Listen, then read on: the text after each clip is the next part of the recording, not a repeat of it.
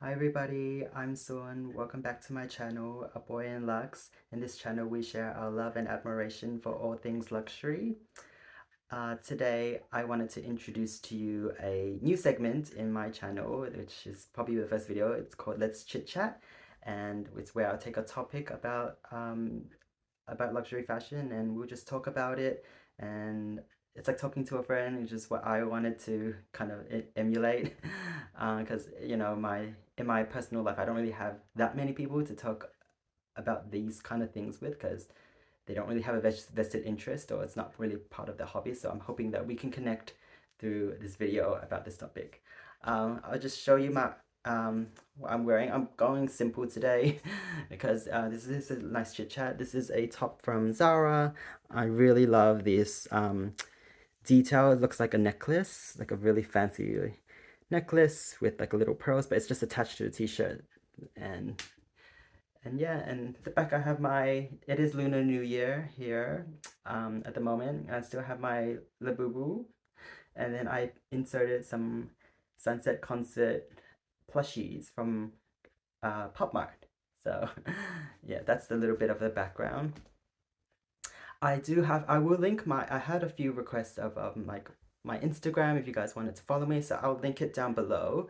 And I do also have a TikTok account as well, and I'll also link that down below as well, where I do share a lot of more Pop Mart blind unboxings in my TikTok.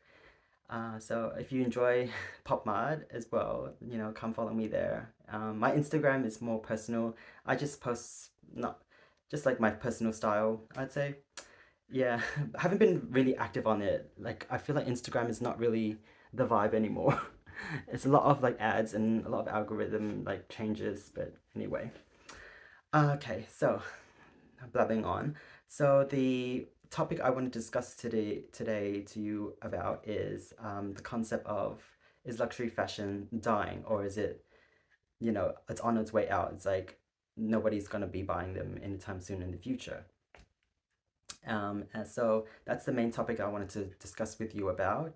And we'll go through the reasons why a lot of people having this opinion. A lot of people have been like, I see a lot of influencers like selling a lot of their luxury goods and becoming minimalist, not owning anything luxury at all, and just going on like experiences and vacations and investing their money in other things that will create greater dividends. So yeah, we'll have a little discussion about that and my views on it. Not that it matters to anyone, or don't take it seriously. It's just my thoughts on it. So yeah, I have a little notebook here which I wrote some notes. So that's, if I'm referencing that, if I'm looking away, that's what I'm referencing. So the first area of topic is luxury dead? I'd say no, luxury is not dead. I feel like it's in its transitional period where, for example, okay, I'd say when COVID hit, nobody could spend money on experiences like going on holidays and all that, because I feel like after, there's only like a certain amount of stuff you can spend your money on. And when people were cooped up in their houses, they're all depressed. But I wasn't depressed. I was actually loving COVID because I was, isolated by myself. I'm quite an introverted person, so I don't really like people around me. I don't really like to talk that much around like random people. I feel like I don't know. I'm just an introvert, so I quite enjoy the COVID times. It was such a blissful time, to be honest with you. But anyway, getting off topic.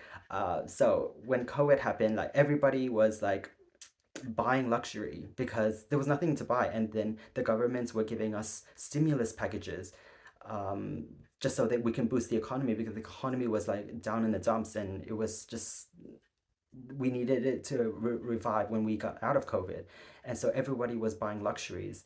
Like, when lockdown ended, there are massive lines in like Chanel, like overseas, and, LV and all these other fashion brands.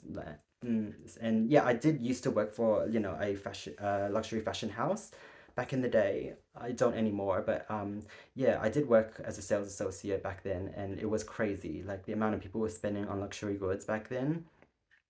And I felt like everyone was spending because that's the only thing they could spend on, that they could treat themselves and that would make them happy. And I would say like the demographic would be like the general population. It wasn't just like people who were like into it, back in the day, or like when they were teenagers. Like for me, like luxury fashion is something that I've been always interested in ever since I was a young child.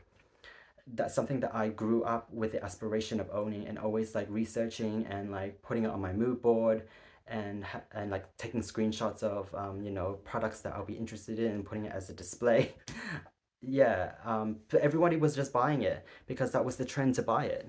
And then now, it's and then different factors, which I'm going to come on to, has created the effect of it having a lower sales.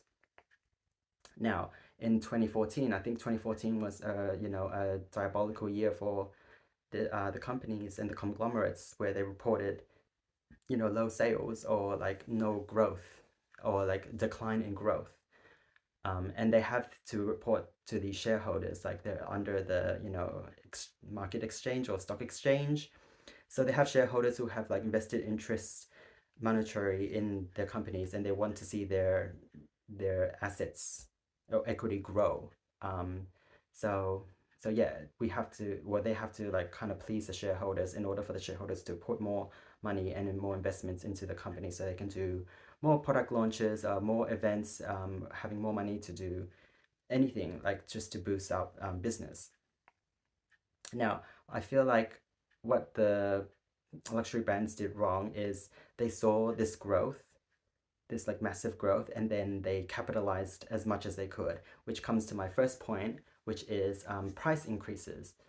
Now, you've all known, I'm sure you're all aware that, the cost of luxury goods has increased exponentially, and it doesn't really justify the price at the moment. I know with like Chanel, the classic flaps are almost 17,000 in Australia, which is ridiculous. I remember in back in 2010, when I went to a Chanel boutique with my sister, we asked about the classic flap. It was only like 3,400. And then we kind of now we look back at it and we regretted it. We thought like, oh, we should have just bought it back then. But anyway, the price increases is not justifiable, and like quality isn't increasing versus I would say quality is decreasing. So it's not matching up. So that's one of the factors of low sales, contributing to low sales.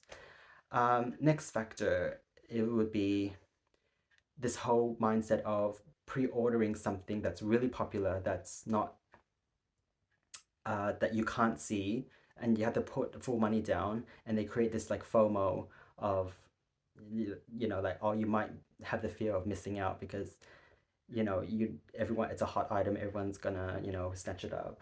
I.e., example, the Murakami range. Now this is my Elma BB. I've unboxed this when I got it, and it's been a really great bag. I haven't used it yet, you guys, I have to admit. This one I put the like not twilly, yeah, like the twilly on it, but this is like called a Mitsa from Dior.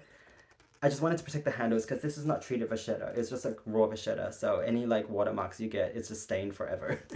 But I'm waiting for a special occasion to wear this bag. So I'm gonna wear it to the Kusama exhibit they have at the gallery. So I think it'll be really nice for photos. And after that, I'll just wear it randomly. But anyway, this one, I had to pre-order it without even having a look at it in person. I didn't mind back then, but I feel like for like popular items, and with luxury, it's not really luxurious to just pre-order something that you haven't seen and put the full money down. And this is not cheap as well. So I think I don't know. I think with the more people getting into luxury, it creates this like sense of scarcity for like these hard to get items, that the sales associates are like, you must pre-order, otherwise you will not you won't get it, or you won't receive it. And that kind of puts a lot of people off luxury, or like off buying these things, or contributing to that mindset. I know with like the Hermes, Birkin, or Kelly, quota bags, you need to have like a 1 to 3 ratio of spending. So like if a Birkin costs, I don't know, let's say 15,000, you'll need to spend at least maybe one third of, like one three quarter, 1 to 3 ratio, like 45,000 of like other things like shoes, fine jewelry, clothing, and other things that Hermes, can't sell. So I think that puts a lot of people off as well. So next point is exclusivity. Everybody and their mother has a Louis Vuitton bag, like a Neverfull bag, or Elma BB in the normal like demier bin. I've seen it so many times around. Everyone has a Chanel classic flap. It's just not special anymore, and that puts a lot of people off. I know it puts me off because I don't want to have what everybody has. So that's why I ended up getting the multicolor Elma BB because nobody is going to really have this, and it's going to be special. And I think that's why I shopped a lot of vintage because it was like back in the day, and they didn't produce as much back in the day versus now. And I feel like yeah, it's not very luxurious for that. Um, so everyone has it. It's just not. I don't know. Do you feel that way? Like I know a lot of people get influenced by like these influencers, unboxing things like online, and it makes you have like you wanting to go out and get that item. That has the opposite effect on me. Like you you mainly got it for free, and you think I'm gonna go out and spend my hard-earned money when you got it for free?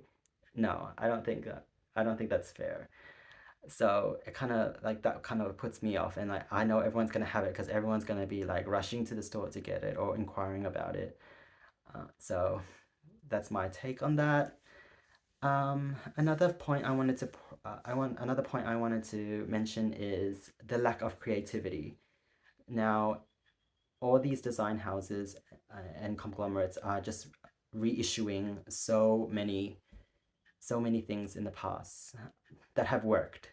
It's a smart strategy because they know that they can get the nostalgic sales up because with the Murakami, it was such a big success back in the day that they continued it on for at least maybe 10 to 14 years. Like after the initial Murakami was supposed to be just like an exclusive collection for that season, but they continued it on because it was such a success, and then now they brought it back for the 20th anniversary, and it worked. I mean, like there's such a buzz about it. Everybody is like hunting down these pieces,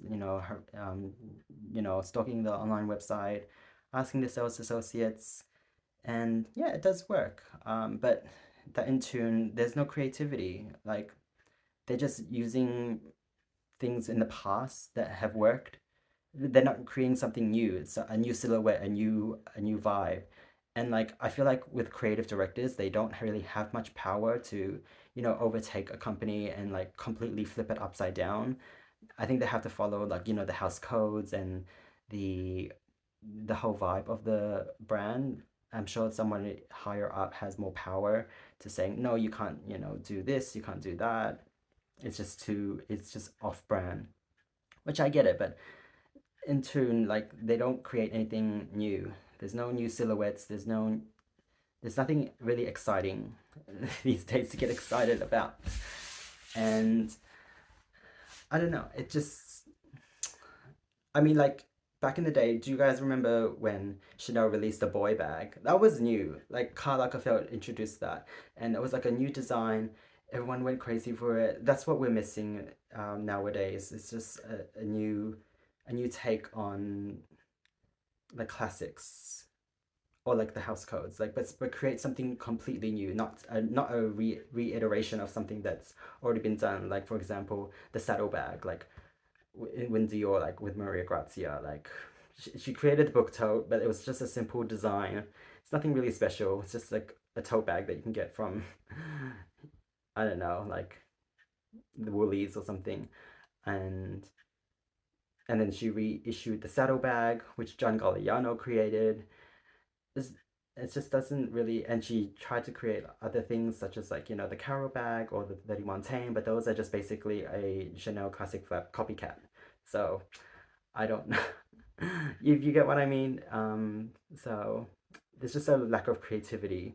I mean, I'm not judging anyone who owns these. I do have had owned these couple like items as well, but I don't know. I think that's what's causing this like low sales because when nobody's interested, like when you go to a boutique, everything's like the same all the time, and yeah, it's just not interesting. Now, the second no, the second topic I want to discuss is will I be buying luxury in the future?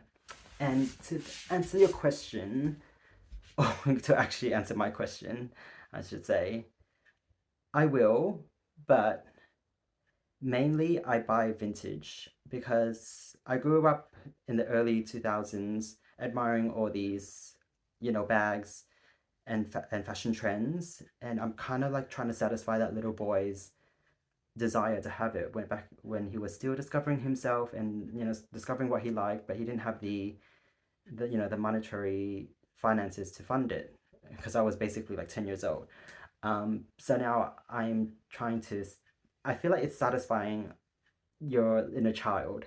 That's why I create. That's why I like buy like toys as well, like adult toys. Not adult toys, but toys in general, like from Pop Mart. It's just to satisfy a feeling that I've always wanted.